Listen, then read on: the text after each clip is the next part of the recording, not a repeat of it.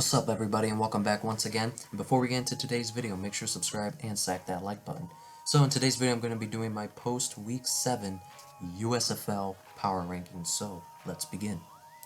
Coming in at number 8, I got the Pittsburgh Maulers once again holding the spot. Vad Lee, the quarterback of the Maulers, towards the end of the game showed some bad body language which led to him getting pulled. I don't know how much I agree with the decision to pull him because the backup really didn't seem to be up to speed whatsoever. I think Vad Lee gave them a better chance to win, but at the same time, Vad Lee saying I can't throw that, and not having good leadership is a legitimate concern for the Maulers.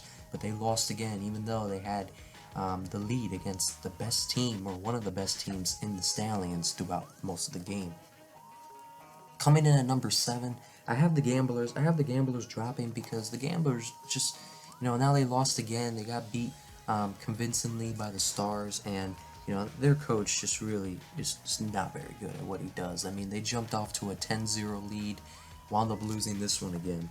Coming in at number 6, I have the Panthers moving up. I know the Gamblers beat the Panthers, but the Panthers, I think they're just a better team. They hung in there with the Breakers. It went to overtime, and the Panthers have just shown a little bit more discipline and being able to play the full 60 minutes of games more often. That's why I put the Panthers ahead of them. Coming in at number 5, I have the Bandits, who lost once again now. They have a losing record for the first time this season. They lost to the Generals in heartbreaking fashion when they almost came back. Coming in at number 4, I have the Stars, who are my dark horse team heading into the playoffs. I think if it's not the top 3 teams there, you have the best shot. The Stars, Case Cook is playing some pretty decent football. Their defense is up and down, but overall their offense is pretty fun to watch. Coming in at number 3, I have the Breakers. The Breakers got that thrilling overtime win in the first ever overtime game in the USFL. Kyle Sloter came in and ran in that game-winning conversion. I think Kyle Sloter's the undisputed starter there. I know they brought in Zach Smith a couple of times, but I think it's Kyle Sloter's job. They just do that here and there because Zach Smith can do some things Kyle Sloter maybe can't. But Kyle Sloter is the for sure QB1, and he proved that in that clutch win against the Panthers.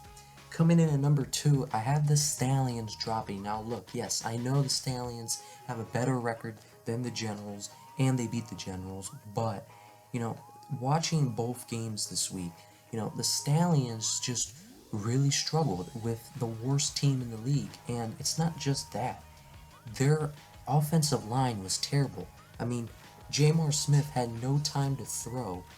The O-line was just terrible.